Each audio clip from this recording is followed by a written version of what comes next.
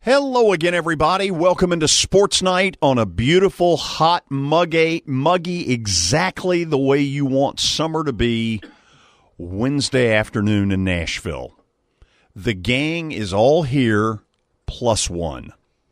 Willie Daunick, Darren McFarland, the visiting former Major Leaguer, former Vanderbilt Commodore, Jensen Lewis. In our studio. Jensen, let's start with you. How are you? I'm very good. I've had an excellent trip down here, aside from my beloved Commodores just falling on their face. Yep. Yeah, we'll stay out of that. How about that? I appreciate that. Darren, say hello to Is a he fellow. Sponsored? Is that Not a sponsored shirt? Oh, now goodness. the shirt may be. This is my Tiger Woods red because in our efforts to play golf today, we did not realize it was going to be 100 degrees plus 100% humidity. Yeah. That's going to hurt. It's going to leave a little sweet mark. Well, I'm glad this is wearing the dry fit was still a good idea. Right, exactly. The golf never happened, and that may be a good thing. Darren, say hello to a fellow tribesman. No, Jensen's a good man. Good man. Do you think he's a believer? I don't know. You'd have to ask him. Maybe not as much as he used to be. Until last night, I was starting not to be a believer. Finally, won a road game. I'll tell you what, that in pitching there, as much as I have, for Corey Kluber to do what he did against that lineup, that's incredible. Hats off to him. Did you see what they were doing 2 hours prior to the game? Yes. Behind the pitching mound? The sinkhole. Right.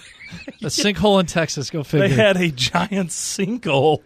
They were installing pipes. It was uncrap. Maybe that was what the Indians needed. The Tribe did it, finally. Now, 12 road losses in a row? Something like that. Yeah. I have actually brought Jensen back here because he had no other options. But more than that, I want to get into a story that those 6 of you who get to hear this hour are really going to enjoy, because we're going to get down and dirty on an issue that I think is about to totally explode. Jensen, you were in here a little bit on Friday, and we discussed it during the 3 o'clock hour. Yahoo Sports reporting basically that Major League Baseball has figured out a group of minor league players who were also involved in this Miami mess or thing or whatever you want to call it, and basically has threatened them with everything just short of their life to try to get these poor guys to testify against the big leaguers. And there are all kinds of ramifications here of what's going on. Let me start this with you, and then we'll just kind of work around the table here. The minor league guys really have no choice but to cave, do they?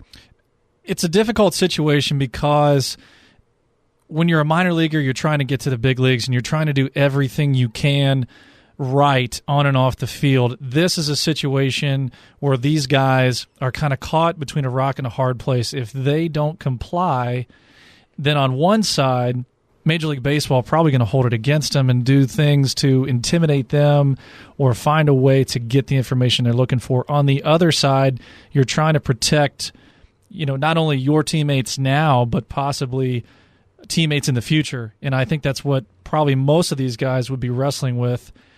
And it's like I said last week, I think it's going to get worse, a lot worse. And with this coming out now, I think this is just the first step. The thing that really complicates it for me is if it were just, hey, tell me about the personal habits of so-and-so, then you would be in a dilemma. But I think most players would band together and say, if I can play, then the owners might hold it against me in the short term, but ultimately, if I can produce, they're not gonna think about it. But the dilemma is, if I'm a player, I should want the game to be clean. I think all players who are clean, and hopefully there's a lot of them, they're the majority, you would hope, would band together and be the whistleblowers, the collective whistleblowers against people that are cheating, because they are taking your job right now. They are keeping you from making it to the big league. So that's where I really have to let myself go from the solidarity that the union has had for a long time. And I even think the minor leaguers, even though they're not part of the union, they're sort of conditioned to say, go through the tough times, be one of the cattle. I've been one of those people that you have basically no rights. But if you work hard and earn it, you will get tremendous rights when you make it. I'm encouraged that actually it looks like they're trying to crack down on this without their hand being forced, by Congress or the government or whomever. It seems like this to me feels like the first time, even though there are things in place to penalize players for cheating, I feel like this is the first step of recovery for Major League Baseball, that they're actually getting proactive and saying enough is enough, or at least it looks like they're trying to say. But I guess if you're looking, maybe reading between the lines, this may be a little bit more Ryan Braun sensitive. I think we were talking about this off the air before the show. I think we're all in agreement. So it's pretty clear Major League Baseball wants to get Ryan Braun. I don't think they felt too good or comfortable with what happened last year, how he got off, and I think they want to really nail him. I think it not only starts with him. A-Rod has obviously been in this thing for a long time, but there are a lot of big names that came out under speculation when this thing originally broke. And these aren't, mid-level names. These are guys that are prominent on their teams. And like I told George, I said that I think this thing is going to get a lot worse before it gets better. So let me try this one. We talked about this a little bit earlier. The Major League players and their incredibly strong players union offers really no support for the minor leaguers, where you all are able to step in and say, wait a minute, through collective bargaining, you can't talk to these guys the way you think you can. Should the players union have stepped up to protect the minor leaguers? I think it's a catch-22 at that point, where as a minor leaguer, you're working to get that protection. Like Willie said, you're doing everything you can, both on and off the field, to earn that opportunity. And in this situation, I think it's a little bit of an outlier, because now you have guys that are not protected that are being asked for information about guys that are protected. So in a way, you almost have to give in a little bit, but you're trying not to give in too much. And where I think the Players Association has an interesting argument here is, indeed, these guys, the majority, could become future MLBPA members. So why not extend a hand and extend, kind of that olive branch and say, listen, not only do we hope that you guys get here, but, for your time that you're down there, let's try and protect you while we can. I think one of the reasons why the Players Association in baseball is so strong, and I would argue, I think we would all agree, it's the strongest. It's too strong. It by a mile. Yeah, I think you could also make that argument. It's too strong. But the reason that it is you don't walk off of your college campus or off of your high school campus and immediately get in the club and get thrown a lot of money. You have to earn it. Even if you are a bonus baby, you get quite a bit. But you've got to work your way through the minors. You've got to pay your dues when you've got to be on those buses and the bad hotels and the bad clubhouses and things like that. I think that really helps the solidarity. So I think the system works, even though the minor leaguers are quote-unquote not protected. Well, let me ask this.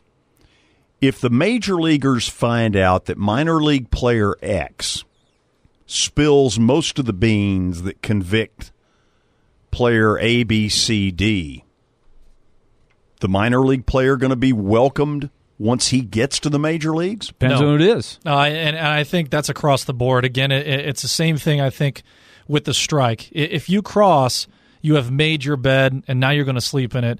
Again, this is implicating guys that are either in the big leagues or on the 40-man roster that Major League Baseball is going after, because those are your high-profile guys. Those are your guys that are contributing, day in and day out. So, again, I think it's a really slippery slope with the minor league guys. It's unfortunate that now they're in this situation, but they're going to have to deal with it. There's nothing they can do, and it's going to be interesting to see how they handle it going forward.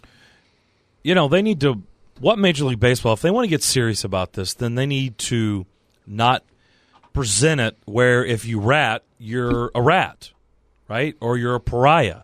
Present it where you are rewarded for what you're doing. If you want to get serious about cleaning it up, then let's not exile the person. And by the way, do we know for sure if people start talking, it'll get out there? I don't know, and that's why I know in this world most things do, but I think just the threat of suspension or consequence right now has probably got these guys in a position where they're they're really thinking twice about what they should do.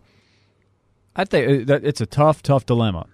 But I would say the truth is the key. If you're just telling the truth, I go back to what I said. I mean, if I'm in the union and I'm in the majors and I see that young Darren McFarland is down there and he is told the truth and he has outed a guy that has been taking my job. Ratted.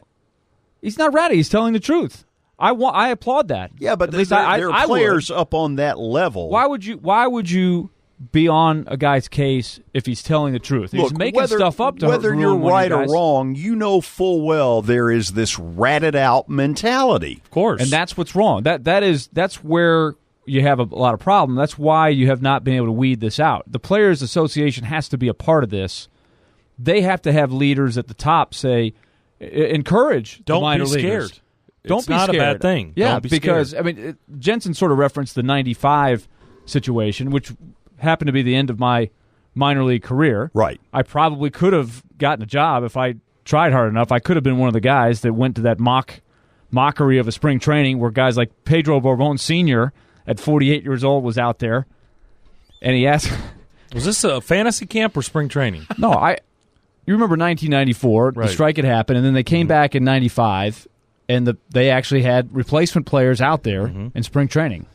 One of them was the ancient Pedro Borbon who had played in the 70s for Sparky Anderson, and Davey Johnson was the manager of the Reds. And he said, "Davey, you're just going to have to take me out back and shoot me." And Davey said, "Pedro, I ain't going to waste the bullet." Right.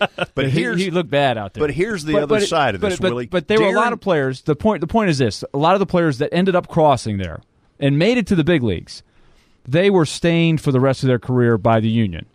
Because, and I think rightfully so. That's a lot different than the union wanting to weed out the problem. The problem is people are cheating. People are still cheating despite all the efforts to try to weed it out. We're going to go to the break, but I want you to picture this visual.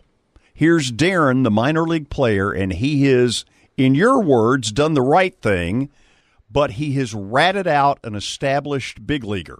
Told the truth. He gets to the major leagues, and on his second day there, having already gotten a game-winning RBI the night before, he goes to his locker expecting a celebratory, bottle of champagne, and instead gets half of Mr. Ed's head in his locker. Mafia treatment. Yeah, I mean, you're being naive on this. When we come back, we're going to talk more about this whole issue and what it's going to take to really get a level playing field.